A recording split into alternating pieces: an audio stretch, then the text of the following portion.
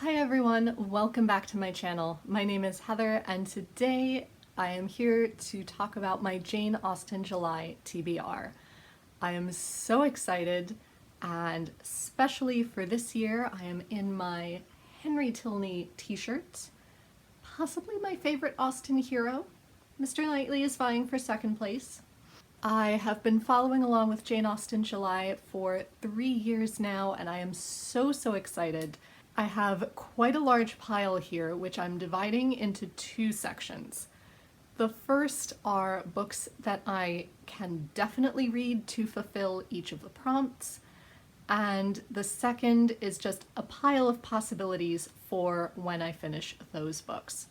So let's talk about my must-reads first. So the first prompt is, of course, to read one of Austen's 6 main novels, and this year the group read book is Northanger Abbey. So of course I will be reading it, hence my Mr. Tilney t-shirt. I have always really loved Northanger Abbey, but I haven't reread it in quite a few years, so I'm very excited for it. And I'm especially excited because these Wordsworth editions are illustrated, so I can't wait to see how they have illustrated Northanger Abbey, because you never see those circulating online. Usually you see the Hugh Thompson illustrations of Pride and Prejudice or Sense and Sensibility. Never this one, so I'm very excited to see what they look like.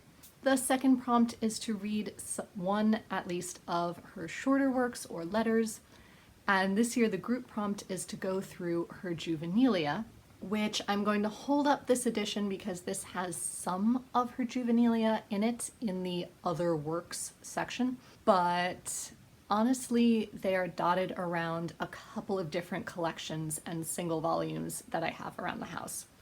I'm not going to hold up all of those, I'm just going to hold up this one, but I will be following along with the schedule that Marissa and Katie and Claudia have laid out, and I will link to their channels down below so you can see their announcement videos and find all of that information. The next prompt is to read at least one work of non-fiction about Austen or the Regency period or Georgian period in which she lived. So I have 3 choices here for my must-reads. The first I showed off in my Regency Marketplace video, which is Be More Jane by Sophie Andrews, which is sort of nonfiction spin-off. It's taking advice and life lessons that we can find in Austen's life and in her work and applying it to our daily lives in the 21st century.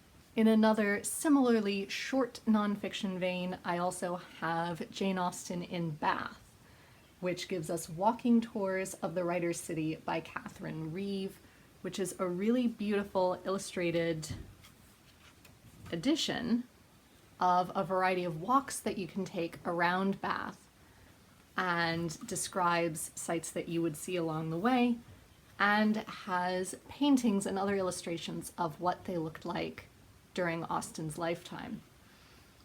And having lived in Bath myself, I am thrilled to get to this. In terms of longer nonfiction, I would love to get to The Gentleman's Daughter, which is Women's Lives in Georgian England by Amanda Vickery. Amanda Vickery is one of the foundational historians of the Georgian period, and I found this beautiful edition at a book sale back in March, so I am really excited to get to this one. Plus, I just read the back. It is blurbed by some other fantastic historians like Antonia Fraser, Catherine Hughes, Amanda Foreman, and Claire Tomalin. The next prompt is to read a work that Austen might have read. So for this, I am going to say one of the works of Eliza Haywood, who lived earlier than Jane Austen, but she would have been a major influence on Austen's work as one of the other few female novelists and playwrights of the 18th century.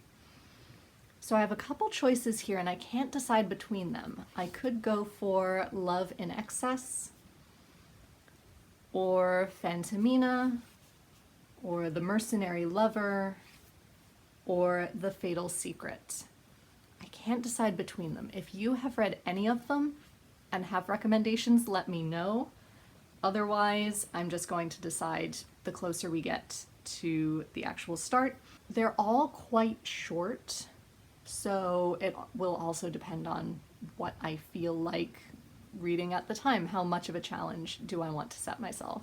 Then the last book-related challenge is to read a spin-off work or a work that is based off of one of Austen's novels.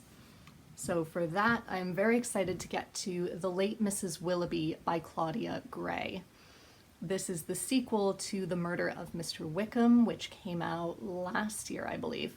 It got mixed reviews. I really loved it. I found it really fun, which is all I want from an Austen spinoff. So in The Murder of Mr. Wickham, the main characters of all 6 of Austen's novels were brought together at one house party hosted by the Knightleys. And it's there that the Darcys' oldest son and the Tilneys' oldest daughter meet and become amateur sleuths together on the sly, because it wouldn't be proper for them to do that in public. This time, however, they are both off on separate adventures but end up being brought together again. The Darcys' son is invited to a very prestigious house party and they are thrilled for him to go. He, however, is not thrilled because at this party is going to be his former bully, John Willoughby. Meanwhile, the Tilneys' daughter made very great friends with Marianne in the last novel, so she is off to visit her, and in between all of these adventures, somehow, spoiler for Sense and Sensibility, Sophia Willoughby ends up dead. And so, of course, young Mr. Darcy and young Miss Tilney will have to team up again on the sly to figure out what happened to her. Like I said, it's just lots of fun and I can't wait. The next 2 prompts are film related. Firstly, which is to watch an adaptation of one of Austen's works. So of course I will be revisiting the 2007 Northanger Abbey with J.J. Field and Felicity Jones and Carey Mulligan, among others. I love this production. I have loved it since the first moment I saw it. It is why I love Henry Tilney so much and why he has captured me so much, I think, because I knew this version of him first.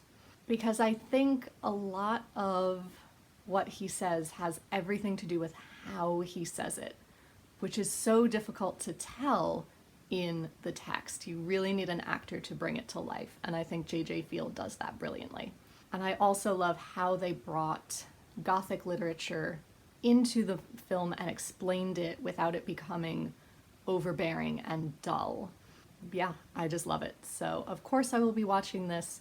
I may end up watching editions of the UK version online as well, because little tiny scenes have been cut out of the US edition, which annoys me so much. There was no reason for those scenes to be cut. And the last prompt is to read some sort of spin-off or retelling version of one of Austen's works. And for this, I'm probably going to rewatch Northbound, which was a web series that came out, would have been late 2015, early 2016. And I remember loving it at the time and avidly following it and waiting for the next episode to come out. So I'm really excited to rewatch it. And it resets Northanger Abbey as Catherine being a young teenager in the US who goes to New York City for university and is staying with the Allens in their apartment. And all of the ins and outs of her trying to survive Professor Tilney's very tough class, making friends and learning who to trust and who not to trust. I thought it was really well done. So those are my definitely read books. I do, however, have a huge stack of maybe read books that could also fit quite well. Firstly, in terms of Austen or Regency related fiction, I have 2 arcs. The first is the sequel to A Lady's Guide to Fortune Hunting by Sophie Irwin. I can't remember the title of this new one, but I will put a picture of it here. And I enjoyed A Lady's Guide to Fortune Hunting. It wasn't my favorite, but it was pretty good. So I'm intrigued to see where this one goes. I also, very excitingly, have an arc of the last Jane Austen mystery by Stephanie Barron, which I am thrilled about and really, really sad about. And it's called Jane and the Final Mystery. I have been reading this series since I was 14 years old. So I've been reading it for over half my life now. And I'm just so sad that it's going to be ending. Yeah, I can't say any more than that. I knew it was going to be soon just based on the timeline and where we were in Jane's life, but I honestly hoped it would be 2 more books instead of just the one. This series is utterly fantastic. If you haven't read it, it takes little bits of what we do know about Jane Austen's life, who she went to visit, where she went throughout her life, but subs in the fact that when she goes to some of these places, someone is murdered or something is stolen, and she ends up being the one who is most observant and ends up solving this particular mystery wherever they go. The first one is called Jane and the Unpleasantness at Scargrave Manor, and there are tons of books in the series such that I've forgotten which number this last one is. But I am very excited and very sad to be reading this last one. But if you are so lucky as to be starting the series, go through and start the series. It's well worth it to me. Stephanie Barron captures Jane Austen's writing style beautifully. I also have Captain Wentworth's Diary by Amanda Grange, which I have never read. I do own Mr. Knightley's Diary and Henry Tilney's Diary, and I really enjoyed them. I'm intrigued to read this one because honestly, Captain Wentworth is not my favorite. He just behaves so badly at the beginning of Persuasion. And I understand that he's feeling hurt and betrayed and all sorts, but there's no excuse for what he says and the digs that he makes. So I'm intrigued to see if reading the story from his perspective will help me feel a little bit more sympathetic towards him. And as I've been saying for over a year now, perhaps I will start the Horatio Hornblower series, which takes place during the Napoleonic Wars. And these are by C.S. Forster. They're a very old series. And they follow Horatio Hornblower in his career in the Royal Navy. Then in terms of classics I could read, I could start Cecilia or Camilla by Frances Burney. I have these on Kindle, which I always forget about because I can't physically see them. But I could start those if I'm feeling particularly ambitious. Or I have a couple other physical copies here, all by Sir Walter Scott, who was another contemporary of Austen's. Some of these were published within her lifetime, some of them were a little while later, but they did know of each other. We know she read his early poetry and his early novels, and that he read her work as well. So I think that still counts. So I could read Kenilworth, which is historical fiction set in the Tudor era. I could read Waverley, which is about one of the Jacobite uprisings. The second one, the 1745 one. Or I could read Rob Roy, of course, more historical fiction about the famous Highlander Rob Roy McGregor, who was outlawed for a number of reasons, mainly stealing his neighbor's cattle. And that would be particularly fun because according to family legend, we are descended from Rob Roy McGregor. I have found no actual genealogical evidence of this, but it made my great-grandmother happy, so we've been going with it ever since. And then finally, for nonfiction, I have so many choices. I could read The Time Traveler's Guide to Regency England by Ian Mortimer, which I could get through my library. I also have here Jane Austen's England by Roy and Leslie Adkins, which I think is called something different in the UK, but it's still general nonfiction about Regency in Georgian England. I've been meaning to read The Beau Monde by Hannah Grieg for ages, who is another noted historian of the period, and this chronicles the upper class in the Georgian and Regency eras. I also have illustrated quotations from Jane Austen, which I'm not sure counts in any particular category, but it would be a quick and easy read to get through. If I ever read Cecilia or Camilla, I could then read this biography of Fanny Burney by Claire Harmon, who is a noted literary biographer. She's written a very famous biography of Charles Dickens, and I have on my TBR stack her biography of Charlotte Bronte, which I also need to get to at some point. So I could read this one, as Fanny Burney was another contemporary author of Jane Austen's. Last year, I also found this biography of Harriet Spencer, who was the sister of Georgiana, Duchess of Devonshire, whose biography by Amanda Foreman I highly recommend. But this one is called Privilege and Scandal, and it's by Janet Gleason. I read the entire biography of Georgiana, Duchess of Devonshire, and did not even know that she had a sister. So I would be very intrigued to find out what Harriet's life was like. P.S. Georgiana, Duchess of Devonshire is the figure that Keira Knightley played in the film The Duchess, and is also one of Princess Diana's ancestors. This is where the Spencer family came from. Princess Diana's maiden name being Spencer. Those of you in the UK probably know that. People in the US, especially people my age, don't tend to know that. I could also read through this. This is the original manuscript of Martha Lloyd's household book. Martha Lloyd was one of Jane Austen's dear friends, and she lived with them for a while in Chawton Cottage, I believe.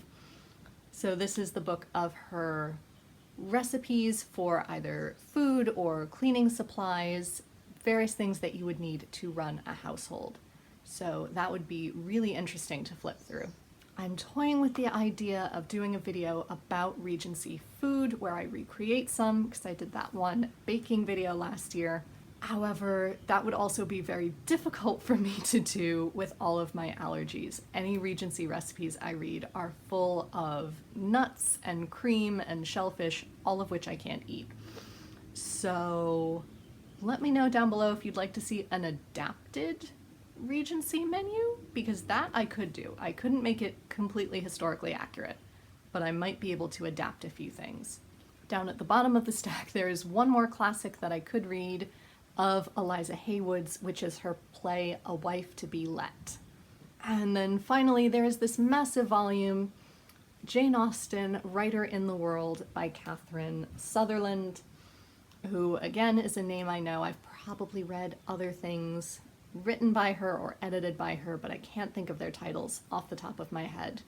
But this is a collection of essays, according to the back, which I'm just going to read the description, which offer an intimate history of Austen's art and life, told through objects associated with her personally and with the era in which she lived.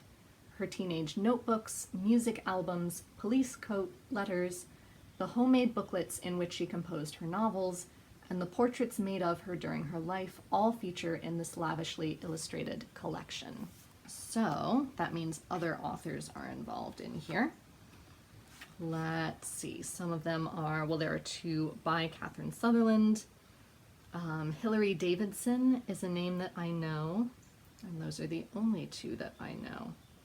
So I'm excited to read their work and find some essays by some new to me folks. So those, I think, are all of my choices for Jane Austen July this year. Let me know down below what you would like to be reading, or if you have any thoughts about what I am going to be reading, encouragement or suggestions. If you didn't love something, don't let me know just now, unless it's something that I'm going to reread. If you are looking for ideas of what to read this year, especially for the nonfiction and the spin-off fiction prompts, I will try to link my playlist down below of Jane Austen related videos, in which I have videos where I go through all of my Jane Austen related nonfiction and all of my Jane Austen related fiction, and those might, as well as past TBRs and wrap-ups, and those might give you some good ideas going forward. So I will be in touch later in the month to let you know how my reading is going. I will also try to be active on Instagram, letting you know when I finish a book and what I thought of it. And of course, I will wrap up my reading month at the end of July. I look forward to seeing and hearing from you if you are also participating. And if not, maybe try one of the challenges this year and follow along with me and a variety of other booktubers, of course, with Marissa and Katie and Claudia, the creators, and that might hook you into joining us fully next year. Until next time, be safe, be well, and happy reading. Bye, everyone.